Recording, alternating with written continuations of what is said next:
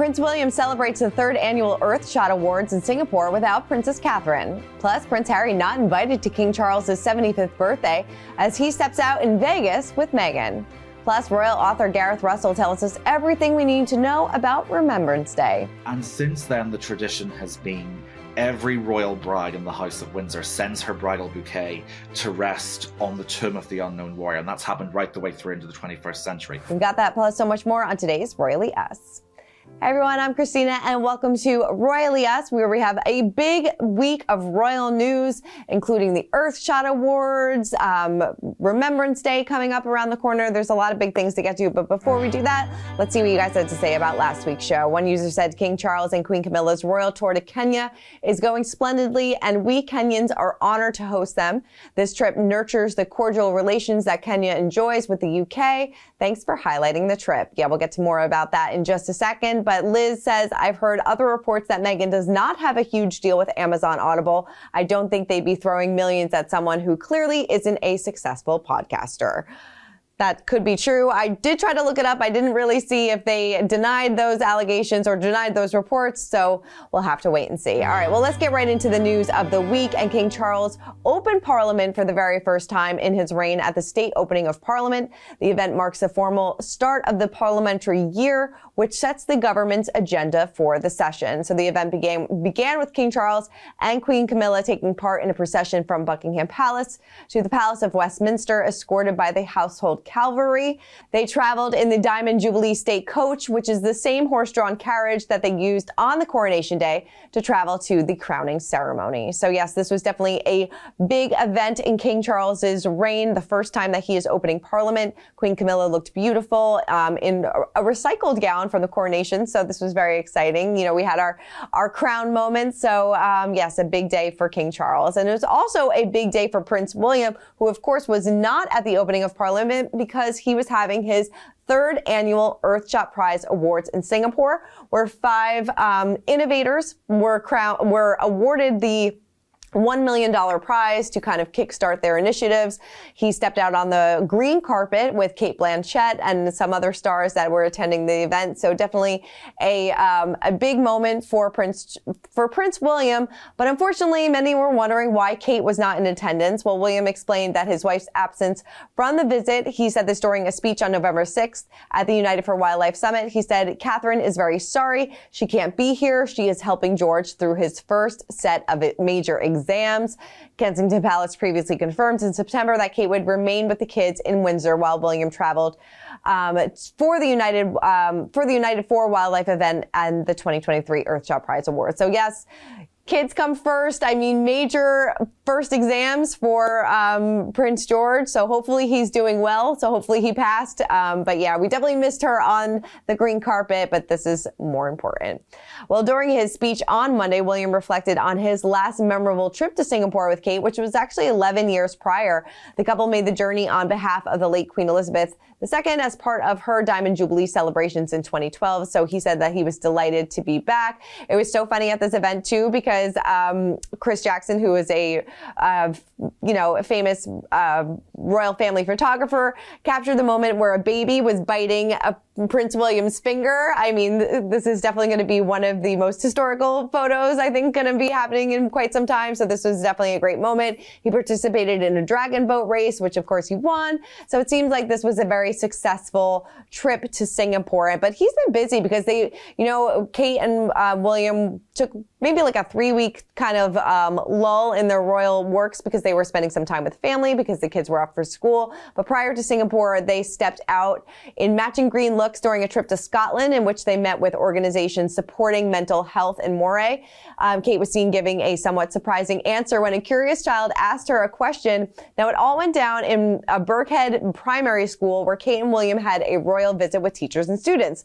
So Kate said, before one of the attendees asked her who she was, she said, I really like your school. Well, she said, "Who am I? I'm married to William." So I love that she pointed to her left when presumably William was off screen. So that person still didn't know who she was. I just love that.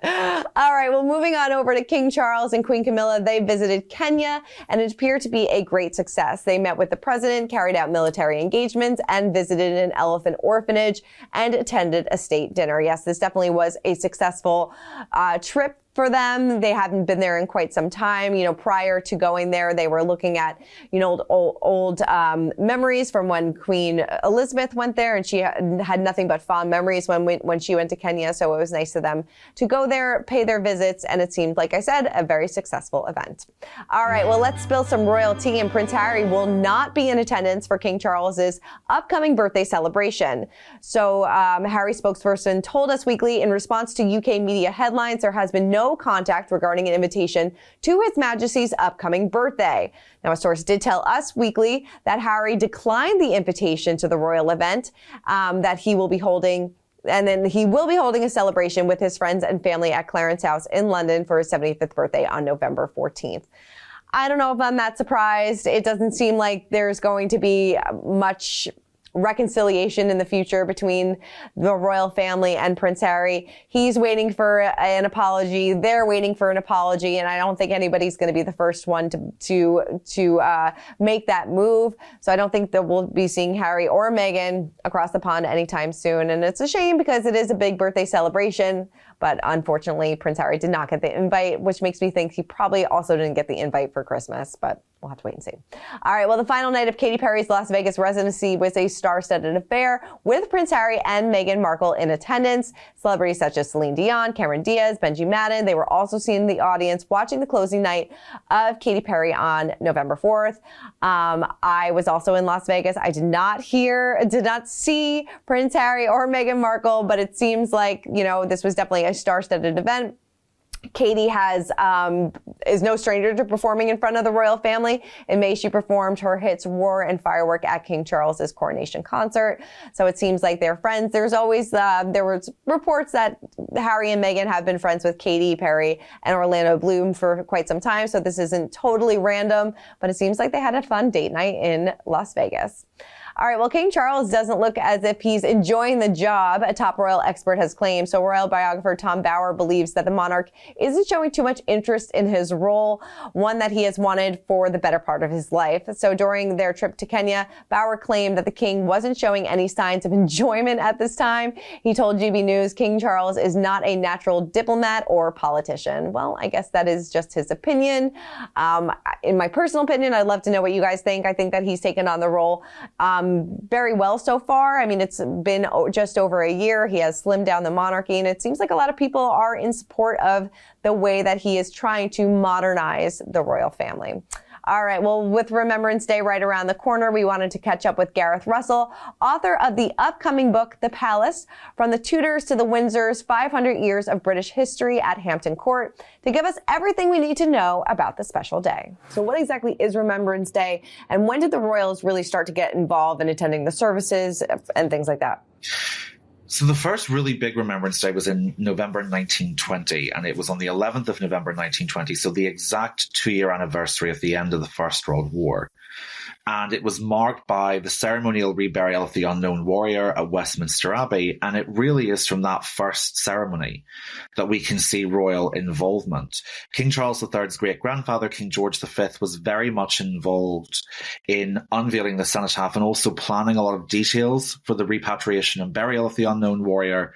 Part of the reason for that was that so many British and soldiers and obviously members of the Navy, and then later the Air Force was founded in the First World War too. So Air Force personnel had died in France and Belgium in the First World War, and they couldn't repatriate the bodies because of health concerns and logistical concerns. So they picked an unknown warrior to come back, and the king was very much involved in the details of organizing that.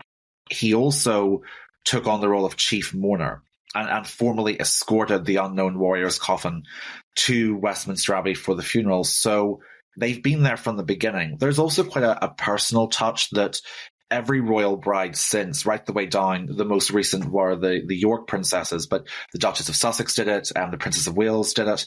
So in 1923, King Charles III's grandparents got married in Westminster Abbey. And his grandmother, the Queen Mother, had a little delay. Every bride fears something going wrong on the big day. The clergyman fainting in front of you is probably not what you want. And so she was then Lady Elizabeth Bowes-Lyon. She waited with her father at the other end of the aisle, where the tomb of the unknown warrior is. And she was so moved by the sight of it, and she kept staring at it during this delay, that she ran over and she put her bouquet on the tomb as a tribute. She'd grown up in the First World War. She had a brother who died in it. And since then, the tradition has been every royal bride in the House of Windsor sends her bridal bouquet to rest on the tomb of the unknown warrior. And that's happened right the way through into the 21st century. So there's a very, very rich history of them being involved. So you feel like every major senior member of the royal family will be in attendance this year as well? It's very rare for them not to be. They would have to be ill. I mean, we saw like the Queen Mother attend up until she was 101. Sure. We saw, the late Queen. Maybe sometimes when there would have been times where other members would have been delegated to put the wreath. But I would be stunned if we haven't. All right, we'll definitely pre-order Gareth's book right now. All right, well, Prince George is taking on a new sport with some helpful advice from Prince William's staff. William held an investiture ceremony at Windsor Castle on behalf of King Charles, handing out honors to the recipients, while former British triathlete Non Stamford was made a member of the Order of the British Empire at the event. And she told reporters that Prince William revealed his 10-year-old son is competing in triathlons. He said, he was telling me how George has been doing triathlon at school. It seems like Prince George does it all, doing triathlons, hopefully acing his exams, attending rugby events. I mean, he's really stepping into the future king role. All right, well, that is it for this week's episode of Royally Us. Keep commenting, keep subscribing, and we'll see you guys next week. For more news, content, and exclusive interviews, make sure to hit the sub, like, and bell button down below and visit usmagazine.com.